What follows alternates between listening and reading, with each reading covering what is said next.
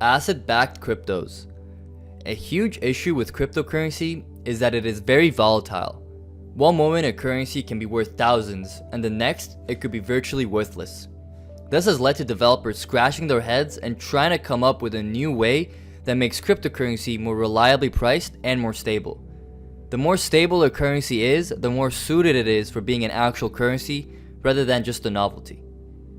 The answer some development teams have come up with is to back their currencies with assets to ensure that whatever happens, the crypto will have a minimum value. How asset backing should work.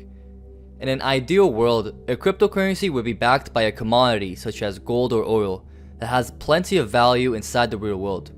This means that if the currency has any difficulty, it will always has the reserve to back up the cryptocurrency's value.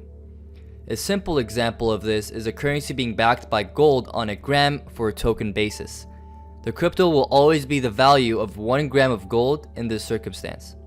In this example, cryptocurrency is using what is known as a gold standard, and is also the same system that the US dollar used to be based in until recent times. In theory, asset backing is great. In practice, it isn't scalable, and it doesn't really counteract inflation, which is partly why asset-backed real-world currencies don't exist today. How crypto assets are backed. Notice how I said in an ideal world. Well, cryptos are too much of a mixed bunch to say that they are functioning ideally. Some asset-backed cryptos are doing just fine and have assets that the developers are readily making available for investors to check and verify. The problem here is, these currencies have assets that aren't worth very much, and the tokens aren't worth very much as a result. This is because to asset back anything, a crypto needs a large amount of capital upfront. Two examples of asset-backed cryptos that I am dubious are the following. The first example of this is Petro. Petro is a national cryptocurrency that was created by the government of Venezuela to enhance the value of its stock currency, which is the bolivar, and counter inflation.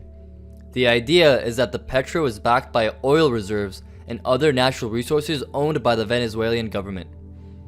The issue is that there's absolutely no evidence of any such reserve that is backing the currency, and all that we have to rely on is the Venezuelan government says that it's backed.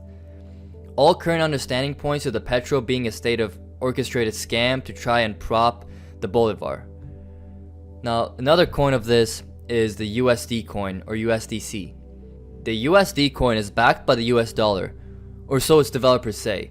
They claim that for every USDC, there is a physical US dollar held in reserve. This means that the USDC should never trade below the value of a US dollar. My skepticism is arising from these three things.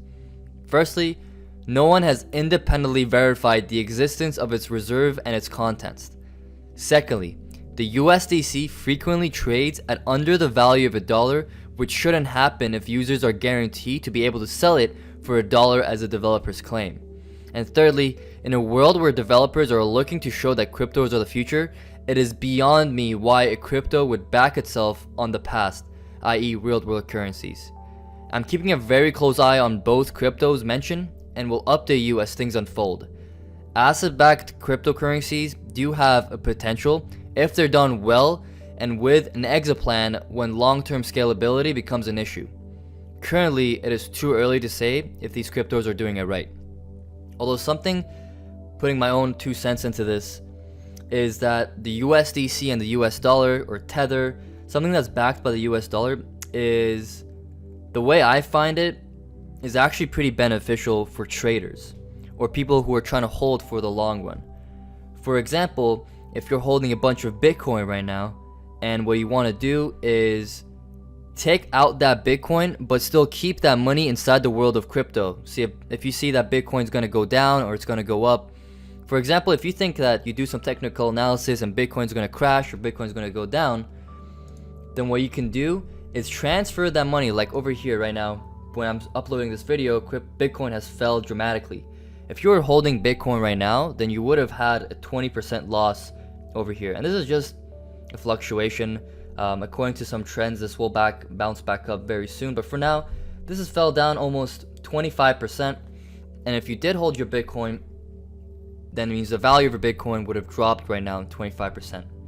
Now, having said that, if there was Tether, or if there was a US dollar asset-backed currency, when you can see that markets are going down, you can switch all your Bitcoin or all your all your Bitcoin to USDT or USDC, which is backed by US dollar. And what would happen was, when the price would go down, you would still have the same amount of worth of Bitcoin as you had before it fell down, and then you can transfer those USDC back and buy more Bitcoin again. So that's something that I like with US backed currencies, but I'm just still skeptical based on what the developers are saying and all that. So having said that, if you like these type of videos, I'll definitely be coming out with a lot more of these, and make sure to subscribe, hit a notification bell, because we're coming out with these videos every single day. So go ahead, let me know what you think also in the comment section below. Have you used US dollar backed currencies or any asset based currencies at all? Personally, I've only used Tether, or a US dollar backed currency, to do exactly what I just explained.